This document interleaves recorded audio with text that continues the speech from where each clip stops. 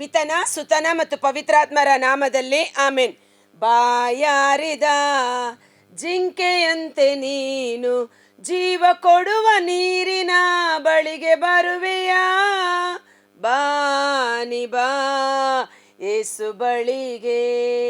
ಬಾಯಾರಿದ ಜಿಂಕೆಯಂತೆ ನೀನು ಜೀವ ಕೊಡುವ ನೀರಿನ ಬಳಿಗೆ ಬರುವೆಯಾ? ಬಾ ನಿ ಬಾ ಏಸು ಬಳಿಗೆ.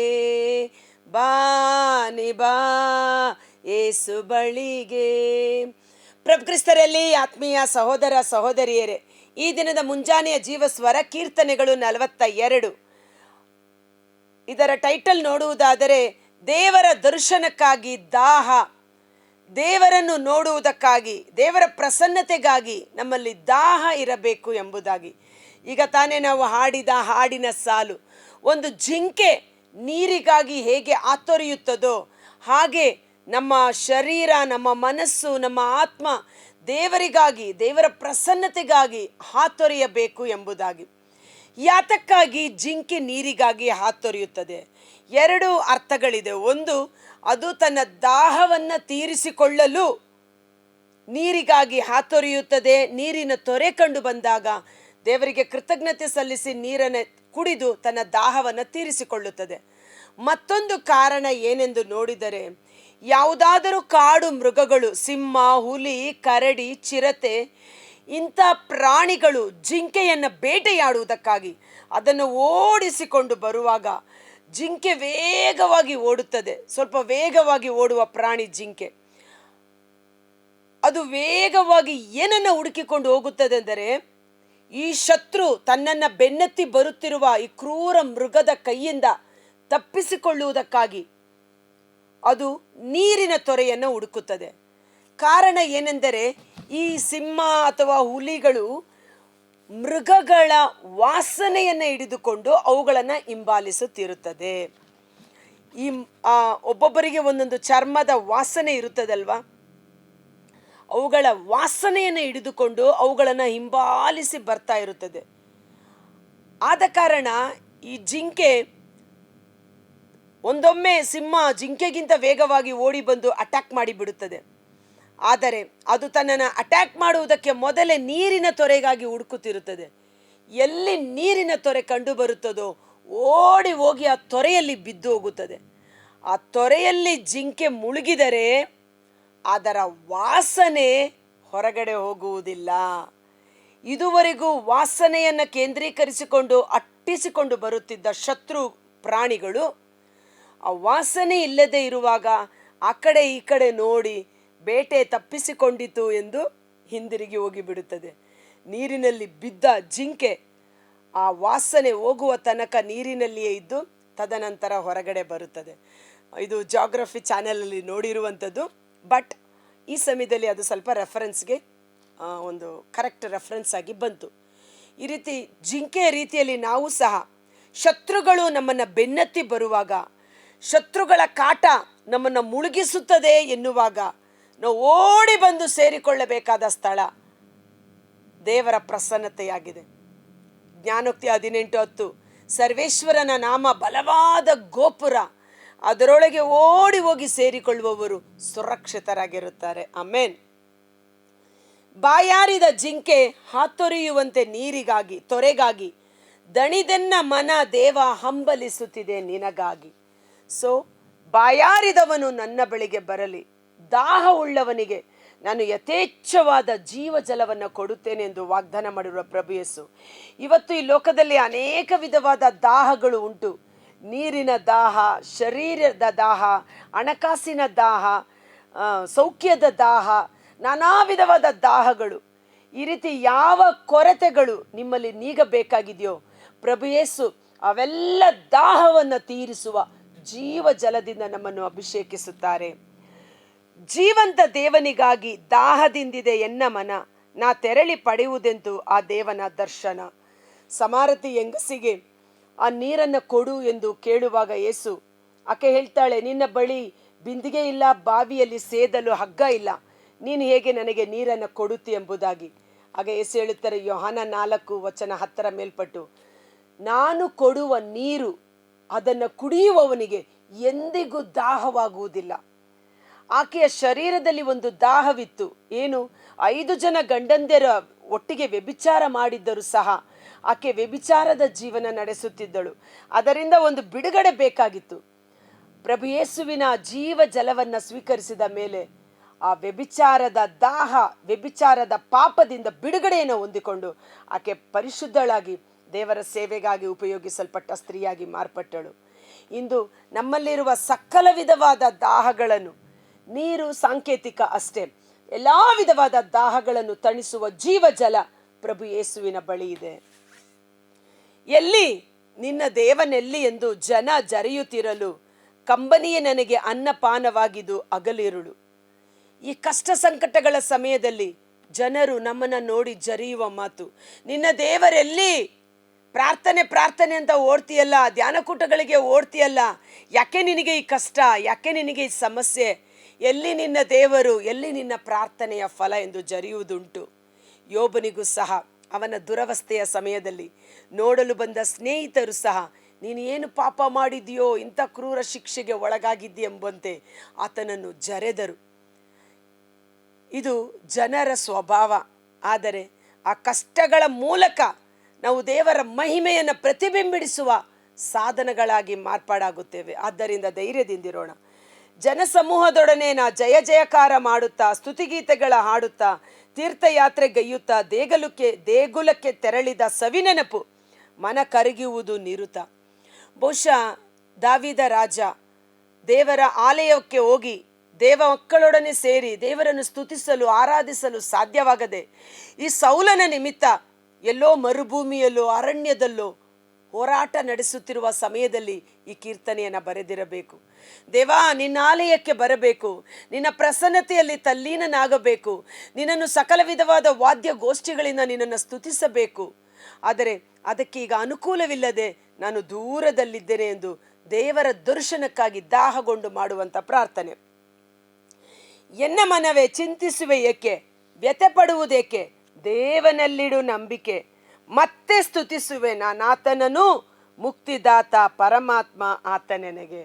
ಆದರೂ ಒಂದು ವಿಶ್ವಾಸ, ಈ ಎಲ್ಲ ಹೋರಾಟಗಳಿಂದ, ಈ ಯುದ್ಧಗಳಿಂದ, ಈ ಸಂಕಷ್ಟಗಳಿಂದ ದೇವರು ನನ್ನನ್ನು ಬಿಡುಗಡೆ ಮಾಡಿ ಮತ್ತೆ ಆತನ ಪ್ರಸನ್ನತೆಗೆ ನನ್ನನ್ನು ಕರೆದೊಯ್ಯುವರು. ಆದ ಕಾರಣ ಮನವೇ ನೀನು ಚಿಂತಿಸಬೇಡ, ನನ್ನ ಹೃದಯವೇ ಯಾಕೆ ನೀನು ಕಳವಳಗೊಳ್ಳುತ್ತಿ, ದೇವರಲ್ಲಿ ವಿಶ್ವಾಸಿಸು, ದೇವರಲ್ಲಿ ನಂಬಿಕೆ ಇಡು, ಮತ್ತೆ ನಾನು ಆತನನ್ನು ಸ್ತುತಿಸುವಂತೆ ಆತನ ಪ್ರಸನ್ನತೆಗೆ ನಾನು ಹೋಗುವೆನು ಎಂದು ದೃಢ ವಿಶ್ವಾಸ. ನನಗಾಗುತ್ತದೆ ನಿನ್ನ ಸ್ಮರಣೆ ಮನ ಕುಗ್ಗಿದಾಗ, ಜೋರ್ದಾನ್ ಹರ್ಮೆನ್ ನಾಡಿನಿಂದ ಮಿಸ್ಸಾರ್ ಗುಡ್ಡೆಯಿಂದ, ನಿನ್ನ ಜಲಪಾತಗಳ ಘನ ನಿನಾದ ಮಡುವನು ಕರೆದಂತಿದೆ, ನಿನ್ನ ಅಲೆಗಳು ಎಲ್ಲ ತರಂಗಗಳು ತಲೆಯ ಮೇಲೆ ಹಾದು ಹೋದಂತಿದೆ. ನೋಡಿ, ಬಹುಶಃ ಎಲ್ಲೋ ಮರುಭೂಮಿ ಕಾಡಿನಲ್ಲಿರಬೇಕು. ಆ ಬೋರ್ಗರೆಯುವ ಜಲಪಾತಗಳು ಹರಿದು ಬರುವ ಶಬ್ದ ಅದು ನಿನ್ನನ್ನು ಸ್ತುತಿ ಮಾಡುವಂತೆ ನನ್ನನ್ನು ನೆನಪಿಗೆ ತರುತ್ತಿದೆ.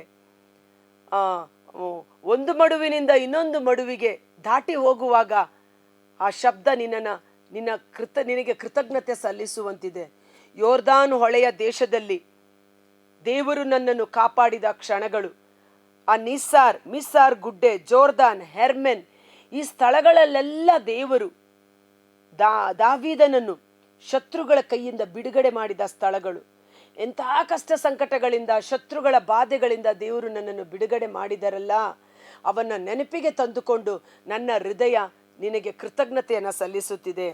ಹಗಲಲ್ಲಿ ಪ್ರೀತಿಯನ್ನು ಅನುಗ್ರಹಿಸಲಿ ದೇವನು ನನಗೆ, ಇರುಳಲಿ ಎನ್ನ ಬಾಯಲ್ಲಿರಲಿ ಆತನ ಗೀತೆ. ದಿನವಿಡೀ ದೇವರು ತನ್ನ ಕೃಪೆಯಿಂದ ನಮ್ಮನ್ನು ಮುನ್ನಡೆಸಿದಾಗ ರಾತ್ರಿಯ ವೇಳೆಯಲ್ಲಿ ಆತನಿಗೆ ಕೃತಜ್ಞತಾ ಸ್ತುತಿ ಸ್ತೋತ್ರವನ್ನು ಸಲ್ಲಿಸುವೆನು. ಪ್ರಾರ್ಥನೆ ಸಲ್ಲಲಿ ಎನ್ನ ಜೀವಾಧಾರ ದೇವನಿಗೆ, ನನ್ನ ಜೀವಮಾನ ಕಾಲವೆಲ್ಲ ದೇವರಿಗೆ ಪ್ರಾರ್ಥನೆ ಮಾಡಿ ಕೃತಜ್ಞತೆಯನ್ನು ಸಲ್ಲಿಸುತ್ತೇನೆ. ಶರಣನು ದೇವನಿಗೆ ಹೀಗೆನ್ನುತ್ತಾನೆ, ದೇವಾ ನನ್ನನ್ನೇಕೆ ಮರೆತೆ, ನಾನು ಅಲೆಯಬೇಕೇ ಶತ್ರುಬಾಧೆ ಪೀಡಿತನಾಗಿ ಬಿಕಾರಿಯಂತೆ. ನಿನ್ನ ದೇವನಲ್ಲಿ ಎಂದು ವಿರೋಧಿಗಳು ಸತತ ಹಂಗಿಸುವಾಗ ನನ್ನ ಎಲುಬುಗಳು ಮುರಿದಂತಾಗುತ್ತದೆ ಆ ಜರೆಯನ್ನು ಕೇಳಿದಾಗ. ದೇವರು ಕಷ್ಟ ಸಂಕಟಗಳಲ್ಲಿ ನಮ್ಮನ್ನು ಮುನ್ನಡೆಸುವ ಸಮಯದಲ್ಲಿ ಜನರಿಂದ ಬರುವಂಥ ನಿಂದೆಯ ಮಾತುಗಳು, ಚುಚ್ಚು ಮಾತುಗಳು ನಿನ್ನ ದೇವರಲ್ಲಿ ಸರ್ವೇಶ್ವರ ನಿನ್ನ ದೇವರಾಗಿದ್ದರೆ ಆತ ನಿನ್ನನ್ನು ಕಾಪಾಡಲಿ ಎಂದು ಅನ್ಯ ಜನರು ಅದನ್ನು ಮಾತನಾಡುವಾಗ ಆ ಮಾತನ್ನು ಇನ್ನೆಷ್ಟರವರೆಗೆ ಕೇಳಿಕೊಳ್ಳಲಿ. ಏಳು ದೇವ, ಎದ್ದೇಳು, ನೀನು ನನ್ನ ಪರವಾಗಿ ಹೋರಾಡಿ ನನಗೆ ಜಯವನ್ನು ತಂದುಕೊಡು ಎಂಬುದಾಗಿ. ಎನ್ನ ಮನವೇ ಚಿಂತಿಸುವೆ ಏಕೆ? ಇದು ನಮಗೆ ಮಾತನಾಡುವ ಮಾತು. ಇವತ್ತು ನೀವು ದಾವೀದನಂತೆ ದೇವರಿಂದ ಸ್ವಲ್ಪ ದೂರ ಆಗಿ ಹೋಗಿದ್ದೀರಾ? ದೇವರ ಆಲಯಕ್ಕೆ ಬರಲು ಸಾಧ್ಯವಾಗದೆ ಹಾಸಿಗೆ ಪೀಡಿತರಾಗಿ ರೋಗದಲ್ಲಿ ನರಳುತ್ತಾ ಇರಬಹುದು. ಕೆಲಸದ ನಿಮಿತ್ತ ದೂರ ದೇಶಗಳಲ್ಲಿ ಹೋಗಿರಬಹುದು. ನಿಮ್ಮ ನೆನಪಿಗೆ ಬರ್ತಾ ಇರ್ಬೋದು, ಕುಟುಂಬ ಸಮೇತವಾಗಿ ನಾನು ದೇವರ ಆಲಯಕ್ಕೆ ಹೋಗುತ್ತಿದ್ದೆ, ಧ್ಯಾನಕೂಟಗಳಲ್ಲಿ ಭಾಗವಹಿಸುತ್ತಿದ್ದೆ, ಆದರೆ ಇಂದು ನನಗೆ ಹೋಗಲು ಸಾಧ್ಯ ಆಗ್ತಾ ಇಲ್ವಲ್ಲ, ನಾನು ಹಾಸಿಗೆ ಪೀಡಿತನಾಗಿದ್ದೇನೆ, ಕಷ್ಟ ನಷ್ಟಗಳಲ್ಲಿ ಕೆಲಸದಲ್ಲಿ ಸಿಕ್ಕಿ ಹಾಕಿಕೊಂಡಿದ್ದೇನೆ ಎಂದು. ಆದರೆ ದೇವರ ವಾಕ್ಯ ಹೇಳುತ್ತೆ, ಎನ್ನ ಮನವೇ ಚಿಂತಿಸುವೆ ಏಕೆ, ವ್ಯಥೆ ಪಡುವುದೇಕೆ? ದೇವನಲ್ಲಿಡು ನಂಬಿಕೆ, ಮತ್ತೆ ಸ್ತುತಿಸುವೆ ನಾನು ಆತನನ್ನು, ಮುಕ್ತಿದಾತ ಪರಮಾತ್ಮ ಆತ ನನಗೆ. ಮತ್ತೆ ದೇವರು ನಿಮ್ಮನ್ನು ನಿಮ್ಮ ಹಾಸಿಗೆಯಿಂದ ಜೀವಕ್ಕೆಬ್ಬಿಸಿ ದೇವರ ಆಲಯಕ್ಕೆ ಕರೆದುಕೊಂಡು ಬರುವರು. ನಿಮ್ಮ ಕಷ್ಟ ಸಂಕಟಗಳಿಂದ ಬಿಡುಗಡೆ ಮಾಡಿ ದೇವರ ಆಲಯಕ್ಕೆ ಕರೆದುಕೊಂಡು ಬರುವರು. ಯೋನಾ ಪ್ರವಾದಿ ಮೀನಿನ ಹೊಟ್ಟೆ ಒಳಗಡೆ ಇರುವಾಗ ದೇವರಿಗೆ ಪ್ರಾರ್ಥನೆ ಮಾಡುತ್ತಾನೆ, ದೇವಾ, ಈ ಸಂಕಟದಿಂದ ನನ್ನನ್ನು ಬಿಡುಗಡೆ ಮಾಡು, ಮತ್ತೆ ನಾನು ನಿನ್ನ ಆಲಯವನ್ನು ಸೇರುವೆನು, ನಾನು ಮಾಡಿದ ಹರಕೆಗಳನ್ನು ತೀರಿಸುವೆನು, ನಿನಗೆ ಸ್ತುತಿ ಸ್ತೋತ್ರ ಎಂಬ ಯಜ್ಞ ಬಲಿಯನ್ನು ಸಮರ್ಪಿಸುವೆನು, ನಿನಗೆ ವಿಧೇಯನಾಗಿರುವೆನು. ಆತನು ಮಾಡಿದ ಪ್ರಾರ್ಥನೆಯ ನಿಮಿತ್ತ ಆ ಮೀನು ಯೋನಾ ಪ್ರವಾದಿಯನ್ನು ಸುರಕ್ಷಿತವಾಗಿ ದಡಕ್ಕೆ ಕಕ್ಕಿತು. ಅಂಥ ಒಂದು ಅಭಿಷೇಕ ಅನುಭವ ದೇವರ ಆತ್ಮ ನಮ್ಮೊಬ್ಬೊಬ್ಬರಲ್ಲಿ ಕಾರ್ಯ ಮಾಡಲಿ. ಧೈರ್ಯದಿಂದಿರಿ.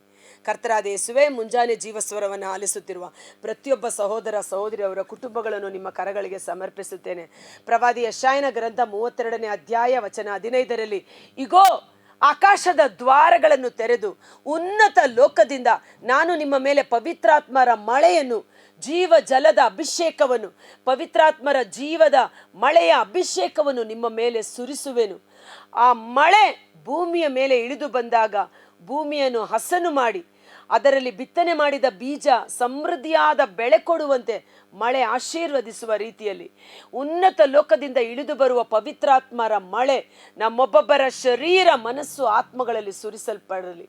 ಹಾಳಾಗಿರುವ ಮರುಭೂಮಿಯಂತಿರುವ ಪ್ರದೇಶ ಫಲಭರಿತವಾದ ಭೂಮಿಯಾಗಿ ಮಾರ್ಪಾಡಾಗುವುದು. ಒಣಗಿ ಹೋಗಿರುವ ಸ್ಥಳ ಅರಣ್ಯವಾಗಿ ಮಾರ್ಪಾಡಾಗುವುದು. ಈ ಸಮಯದಲ್ಲಿ ಆ ಪವಿತ್ರಾತ್ಮರ ಜೀವ ಜಲದಿಂದ ದೇವರು ನಮ್ಮೊಬ್ಬೊಬ್ಬರ ದೇಹಾತ್ಮ ಮನಸ್ಸುಗಳನ್ನು ಅಭಿಷೇಕಿಸಲಿ. ಓ ಜೀವ ಜಲವೇ, ಪರಿಶುದ್ಧಾತ್ಮರ ಮಳೆ, ಪರಿಶುದ್ಧಾತ್ಮರ ಅಭಿಷೇಕ ನಮ್ಮೊಬ್ಬೊಬ್ಬರ ಶರೀರದಲ್ಲಿ ಬರಡಾಗಿರುವ ಮರುಭೂಮಿಯಂತಾಗಿರುವ ನಮ್ಮ ಕೆಲಸ ಕಾರ್ಯಗಳು, ನಮ್ಮ ಕುಟುಂಬಗಳು, ನಮ್ಮ ಶರೀರದಲ್ಲಿ ಕ್ಷೇಮವಿಲ್ಲ, ಸೌಖ್ಯವಿಲ್ಲ, ನನ್ನ ಎಲುಬುಗಳು ಒಣಗಿ ಹೋಗಿದೆ, ನನ್ನ ಶರೀರ ಒಣಗಿ ಹೋಗಿದೆ ಎಂದು ಯಾರೆಲ್ಲ ನಿಟ್ಟುಸಿರಿನಿಂದಿದ್ದಾರೋ ಪವಿತ್ರಾತ್ಮರ ಅಭಿಷೇಕದ ಮಳೆ ಪ್ರತಿಯೊಂದು ಶರೀರದ ಮೇಲೆ ಸುರಿಸಲ್ಪಡಲಿ. ಆ ಮಳೆ ಬಂದಾಗ ಭೂಮಿ ಹಸನಾಗಿ ಫಲಭರಿತವಾಗುವಂತೆ, ಕಾಡುಗಳು ಸಮೃದ್ಧಿಯಾದ ವನವಾಗಿ ಫಲಭರಿತ ಗಿಡಮರಗಳಿಂದ ತುಂಬಿಕೊಳ್ಳುವಂತೆ ಅವರ ಶರೀರದಲ್ಲಿ ಸುಕ್ಷೇಮ ಉಂಟಾಗಲಿ, ಅವರ ಎಲ್ಲ ಕೊರತೆಗಳು ನೀಗಿ ಹೋಗಲಿ, ಅವರ ಶರೀರ ಪವಿತ್ರಾತ್ಮರ ಜೀವ ಜಲದ ಅಭಿಷೇಕದಲ್ಲಿ ಉಜ್ಜೀವನಗೊಳ್ಳಲಿ. ಬಾಯಾರಿದವನು ನನ್ನ ಬಳಿಗೆ ಬರಲಿ, ನಾನು ಕೊಡುವ ಜೀವ ಜಲ ವಿಶ್ವಾಸವಿಡುವವನ ಹೃದಯದಲ್ಲಿ ಹೊನಲು ಹೊನಲಾಗಿ ಉಕ್ಕಿ ಹರಿಯುತ್ತದೆ. ಆ ಪವಿತ್ರಾತ್ಮರ ಜೀವ ಜಲ ಒಬ್ಬೊಬ್ಬರ ಶರೀರ, ಮನಸ್ಸು, ಆತ್ಮ, ಕುಟುಂಬ, ಅವರ ಕೆಲಸ ಕಾರ್ಯಗಳನ್ನು ಶುದ್ಧೀಕರಿಸಿ ಪವಿತ್ರೀಕರಿಸಿ ಫಲಭರಿತವಾಗಿ ಮಾಡುವಂತೆ ಯೇಸುವಿನ ಅದ್ಭುತಕರವಾದ ನಾಮದಲ್ಲಿ ಪ್ರಾರ್ಥಿಸಿ ಬೇಡಿ ಹೊಂದಿಕೊಳ್ಳುತ್ತೇವೆ. ಆಮೆನ್. God bless you. ದೇವರು ನಿಮ್ಮನ್ನು ಆಶೀರ್ವದಿಸಲಿ. ಎನ್ನ ಮನವೇ ವ್ಯಥೆ ಏಕೆ, ಚಿಂತಿಸುವುದೇಕೆ? ದೇವನಲ್ಲಿಡು ನಂಬಿಕೆ, ಮತ್ತೆ ನಾನು ಆತನನ್ನು ಸ್ತುತಿಸುವೆನು. ಹಾಸಿಗೆ ಪೀಡಿತನಾಗಿದ್ದ ಹಿಜ್ಕೀಯ ರೋಗ ಸೌಖ್ಯವನ್ನು ಪಡೆದುಕೊಂಡು ಮತ್ತೆ ದೇವರ ಆಲಯಕ್ಕೆ ಬಂದು ದೇವರನ್ನು ಸ್ತುತಿಸಿದಂಥ ಅಭಿಷೇಕ ಎಲ್ಲ ರೋಗಿಗಳಲ್ಲಿ, ಕಷ್ಟ ಸಂಕಟದಲ್ಲಿರುವವರ ಮೇಲೆ ಕಾರ್ಯ ಮಾಡಲಿ. ಆಮೆನ್. Thank you. ಈ ವಿಡಿಯೋ ಲಿಂಕನ್ನು ಪರರಿಗೂ ಶೇರ್ ಮಾಡಿ ಅದರ ಆಶೀರ್ವಾದವನ್ನು ಸಹ ಹೊಂದಿಕೊಳ್ಳಿ.